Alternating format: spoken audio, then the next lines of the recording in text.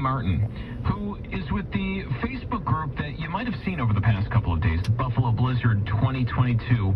This Facebook group helping people stick together, help each other during the storm. Jackie, thanks so much for joining us this morning. How are you this morning? Good morning. Thanks for having me. Doing okay. Kind of calming down a bit from the past few days. Yeah, that's got to be nice. All right, so this Buffalo Blizzard Facebook group kind of acted as a lifeline for a lot of people. And it's not the first time that a group like this existed. What's your involvement in this group, and how long have you been involved? Sure. I'm one of the admin in the group. The group was actually created in 2014 as a result of the first November storm that we had. One of our other admin, Erin, she created the page. There was, in our neighborhood, there were people who needed things, and back in 2014, Twitter wasn't really around, and Facebook seemed to be the best way to get people to communicate and be able to get food to your neighbors and medication and just neighbors helping neighbors. And so then it kind of stayed around. It's kind of come up a little bit with needs as the storms have come up. Last month we had a little bit of a boost with the next November storm, and now the past 5, 6 days, whatever it's been, we went from about 6,000 members to over 70,000 members.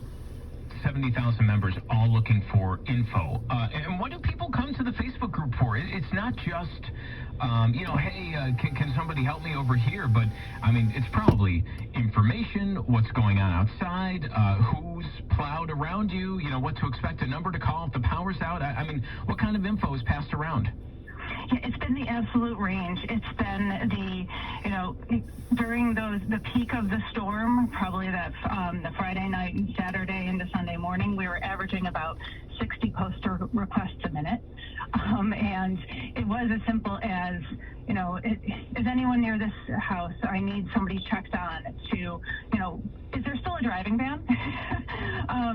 People told us, people have commented back saying that they did use our group for just their basic information.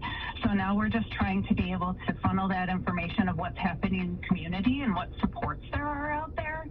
So that way people who need food, who are still looking for diapers, we can connect them directly to what's going on in our community, which the groups are stepping up, and it's been phenomenal to see that the resources have really been going into the communities that have been hit hardest. Yeah, that vital information, a lot of times people don't know where to turn, right? And so you're just, I'm on Facebook, let me type it in, someone's got to have it out there, and there you are.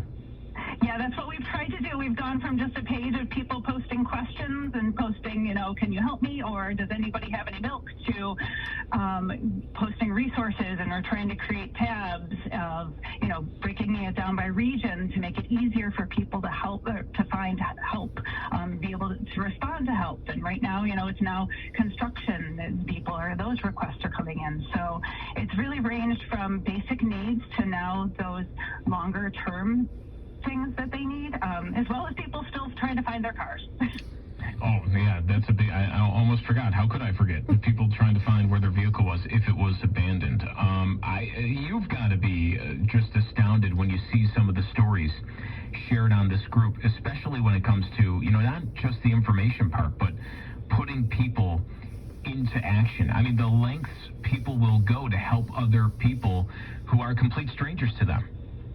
Yeah, I mean, when we were approving posts in the thick of things that Saturday, when things were just dire and people were losing power and their temperature in their homes were going into the teens, we could approve a post, and before we could even get there to say, okay, here's what your resources that we can, help you with or direct you to, there were 20 comments on there. I live near there. My friend lives near there. I'll have them go over. It's just been incredible, the amount of people that have just stepped up for their community members, that people they've never met before, probably will never meet again. But it's just been so heartwarming to see that Buffalo, they really saved themselves. And how does it feel to play a role in that? We are just sitting on the sidelines. We just are so proud of everyone. It's our community. They're the ones that did the work. This is, I mean, it's been great. It's still continuing to provide some great info. I mean, there's still a lot of streets, a lot of areas that need help plowing, need help shoveling. We saw that on the east side of Buffalo yesterday, people out with the shovels, getting out there, helping, anywhere where snow might have been moved, blocking them from getting out of their homes. And now it continues. Is this up and running for the next storm? Is this going to continue to be like a place to follow for information? Absolutely. If anything comes up, we are, just like in previous years, the group has always been around. It just waxes and wanes based on what's going on in the community. People have reached out to us from a few groups that we've been working with, like Western New York Missing and Unidentified Persons. So just kind of keeping those resources available to the public. Connect in Buffalo has reached out to us, which has really been helpful because they wanted information from our page, knowing that we've had all of these people posting, and they just want to know what are the needs that we're seeing, so that way that they can bring that back and deliver immediately into the communities, which we have seen happen so quickly. So we're planning on, keeping this around, and we expect, things to get quieter as the needs, the weather improves. But if there's another storm, we're here.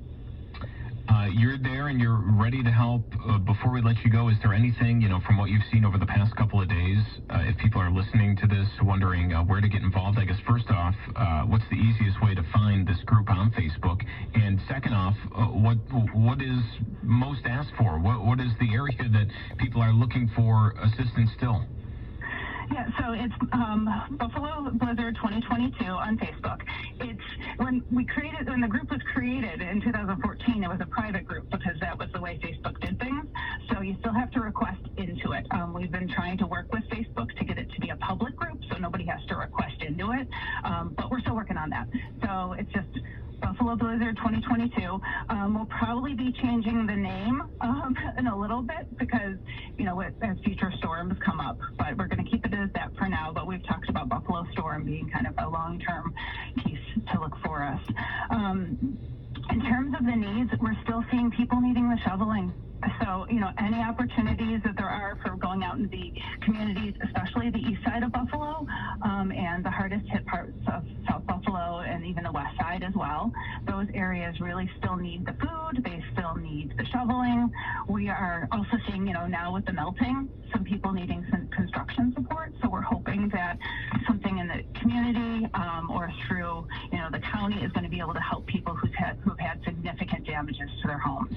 So if you have a shovel and a strong back, there's still some need for you out there, for sure. There is. Jackie, thank you so much for joining us. Thanks so much for, providing a lifeline to Western New York. No problem. It's been an honor. Everyone, they saved themselves. Buffalo is amazing. Yeah, absolutely. Jackie Martin from the Buffalo